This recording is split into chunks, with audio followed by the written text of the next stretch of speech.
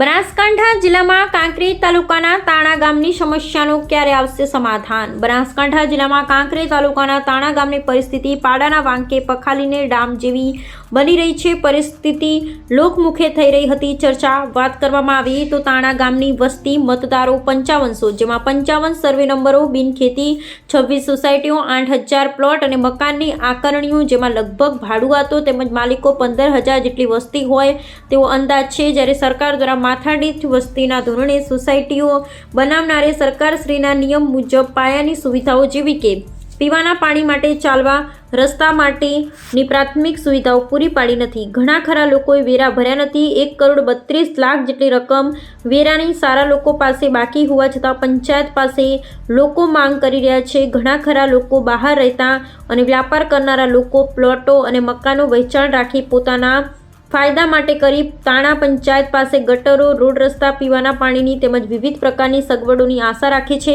શું સોસાયટી બનાવનારા પોતાના સ્વાર્થ માટે કરી ગ્રામ પંચાયત ઉપર યેન કેન પ્રકારે ઠીકરા ફોડી રહ્યા છે?